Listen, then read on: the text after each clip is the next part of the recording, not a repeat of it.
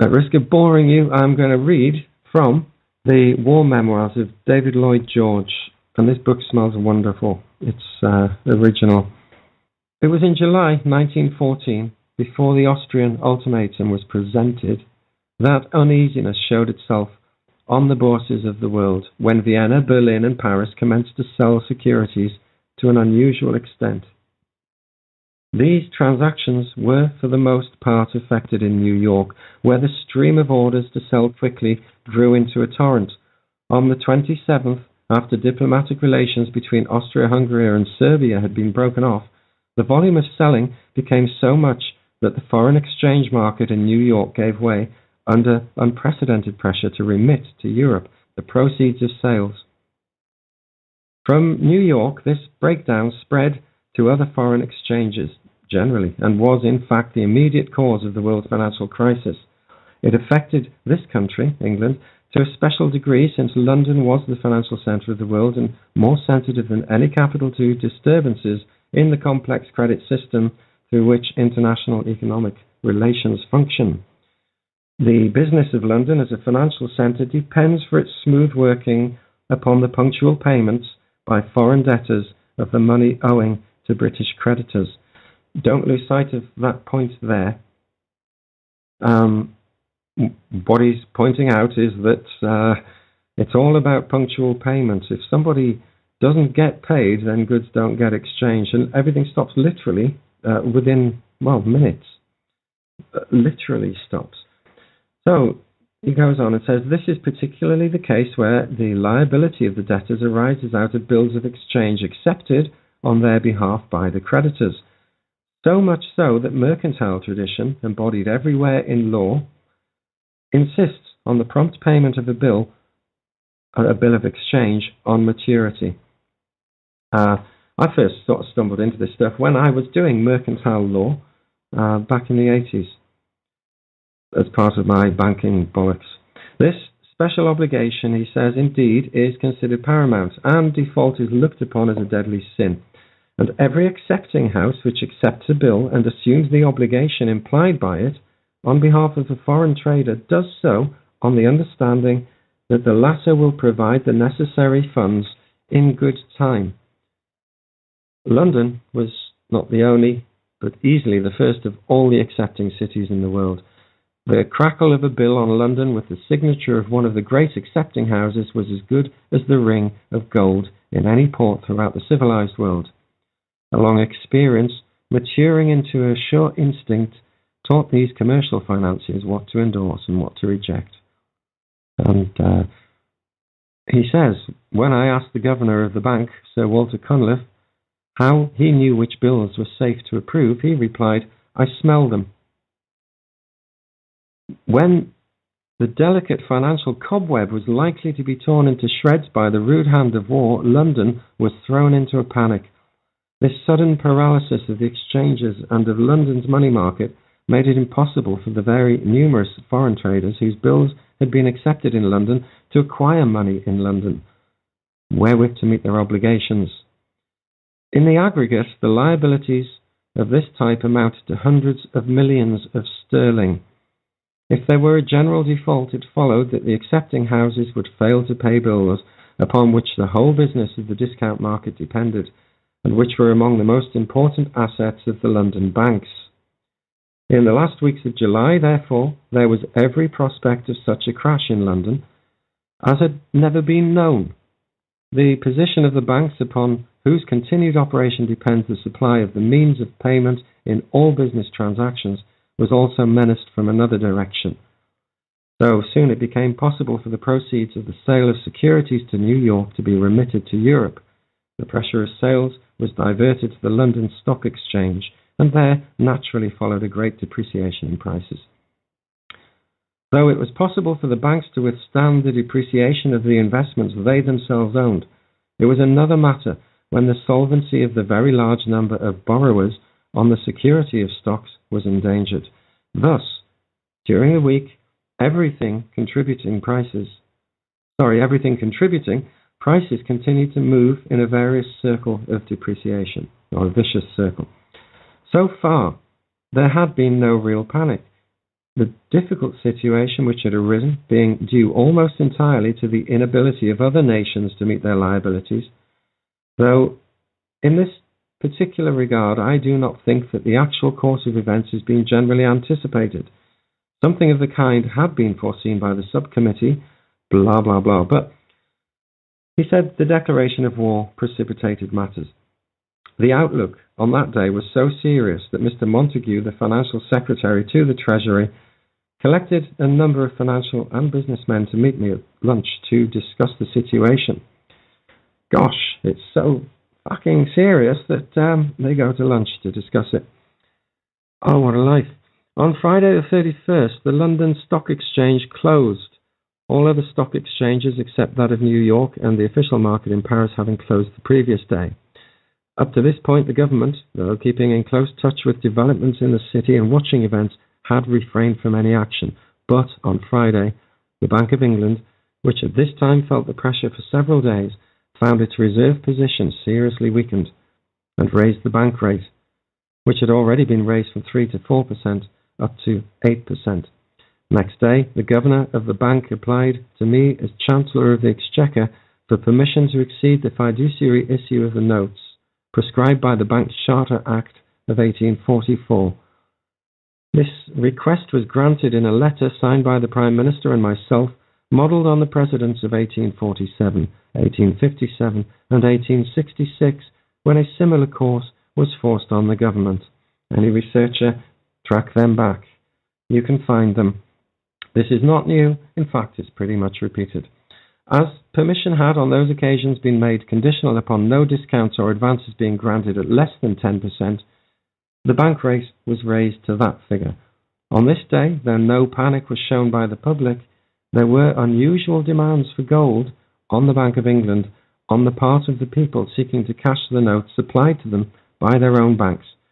And worthy noting that back then, people could exchange their banknotes for gold. In fact, that is what was about to stop in this little story. He goes on. It was fully realized, of course, that increasing the issue of notes was a first step to ease the immediate situation in one direction only, and that it did nothing really to relieve the accepting houses or the stock exchange. I'll jump in and butt in on myself again there. Worthy of note that today European quantitative easing being announced and to be put into effect. There you go. He goes on, but the 2 days, Sunday and Monday, 2nd and 3rd of August, which happened to be a bank holiday, gave a breathing space, and nearly the whole of Sunday was taken up in conferences at the Treasury, at which the situation was reviewed and the policy formulated. During these discussions, in addition to the help of Sir John Bradbury, the able permanent head of the Treasury, and of other permanent officials, I had the advantage of the advice of Lord Reading and Sir George Paish. So there's mention of Sir John Bradbury. Yes, this is the man who signed the Bradbury Pound. The outcome of our deliberations was a decision that the next step to be taken should be one calculated to relieve the accepting houses, and a proclamation was issued that evening granting a moratorium of 1 month to the acceptors of bills. This emergency measure afforded no help to the banks or the discount houses. In fact, it ratified and consolidated a position which was detrimental, especially to the latter, the discount houses, in so much as it definitively froze up their chief liquid assets. Partly in consequence of this, and many of the leading representatives of these two financial interests, and of trade generally, met together to consider the situation from their point of view. Anyone researching this can find many newspaper headlines, lots of entries in Hansard, the parliamentary records, about the debates going on by the bankers' representatives with the government, and the bankers are basically saying, what the bloody hell are you doing? And the government is forcing them to come with them. Whether it's all a stage play or not, you have to decide. After sitting till 2 a.m. on Monday, this conference formulated certain resolutions. To one of their recommendations, effect was given on the 3rd, when it was announced that the 4th, 5th and 6th of August would be additional bank holidays. So their initial response is give the peasants a few more days off. This was done in order to obtain a further respite and to gain time to devise measures appropriate to the situation. But there was some doubt as to its advisability owing to the fear that the cash circulated during those holidays might be accumulated by the trading community and not be passed on to the banks, where it would be put into circulation again through fractional reserve. These 3 holidays were some of the busiest and most anxious days I ever spent. I had summoned a conference composed of ministers and other officials and some of the leading bankers and traders, which sat morning and afternoon under my chairmanship. Ultimate decisions had to be taken by me, subject to consent and, if necessary, revision by the Cabinet in so unprecedented a situation, where a mistake might injure the credit and confidence so essential to full strength and use of the sinews of war. I resolved to consult every person whose ability, knowledge and experience would assist me in coming to the right conclusion. He goes on. Our labours were not completed till the 6th of August, the last day of the holidays, but we had advanced far enough by the 5th for me on that day to give the House of Commons an interim account of our recommendations, and after announcing that steps had already been taken to suspend the Bank Act, to state definitively that it had been decided not to suspend specie payments. The latter decision, which marked the main difference between our treatment of the situation and that adopted by other countries, was one which in fact did greatly help us to recover financial normality, because it tended towards a restoration of confidence which was so vitally necessary. In accordance with this view, I made an appeal to the public to refrain on patriotic grounds from attempting to hoard gold, and accentuated the great part that finance was going to play in the struggle upon which we were entering. In order to deal with the need for currency, I explained that the government was about to issue government notes to the value of £1 and 10 shillings, and that through the preparation and printing of these notes in the short time available, though it entailed an immense effort, the Treasury officials and others concerned had made such progress that £3 million would be ready at the end of the holidays, after which notes would be available at the rate of £5 million a day. Postal orders were temporarily to be made legal tender. Another announcement I was able to make, which was a sign of the strength of the Bank of England and would tend to reassure the business community, was that after the holidays the bank rate would be reduced from 10 to 6%. I explained the reasons for the moratorium, which had already been announced, and that a more general moratorium extending for a month would be proclaimed, during which period bankers would pass cheques through the clearing houses as usual, and would supply cash to their customers for the payment of wages and the normal requirements of daily life. Mr. Chamberlain also spoke with a view to allaying alarm. As a matter of fact, the 10% bank rate was in actual operation on one day only, Saturday the 1st of August, before the holidays intervened. In the House the next day, I introduced the Currency and Banknotes Bill, legalising the issue of the new currency notes and the suspension of the Bank Act, and it passed through all its stages in both houses during the day. As a conference had by then been completed, had completed its deliberations, I was able to give further details of the extended moratorium. I won't go too much further into that. That's basically the issuance of the Bradbury Pound, our first state-issued, Treasury-issued currency note. What follows after that is a battle by the bankers to get the control back. What's revealed in that story, other than the backdrop against the First World War and being one of the primary causes of it, let's not lose sight. Lots going on. So I'm going to play another track this time. I'm going to go off and make a cup of tea. Sorry for the amount of reading I haven't left into the chat room, but hey, I will. I keep saying that, but I'll get there someday.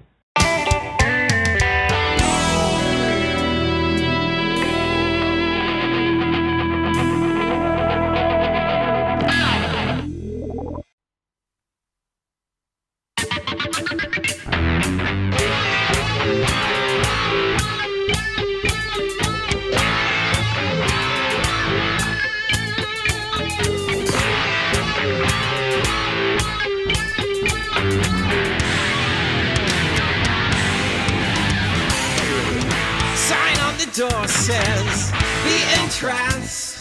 Signals in the morning. gonna put some devil in your tank. The symbols on the logos play the Rothschild dance All the way to the central bank. with double meanings from our hidden roots.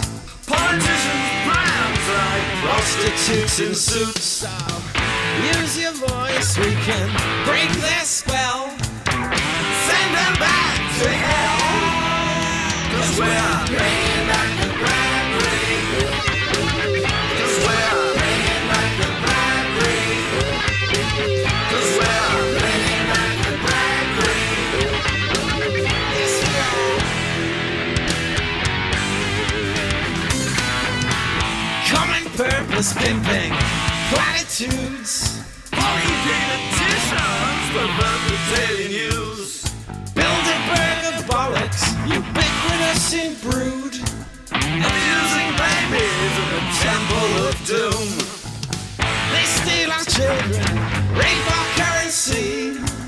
Clock out the secret court appointing the trustee. But we can stop them, we can all be free.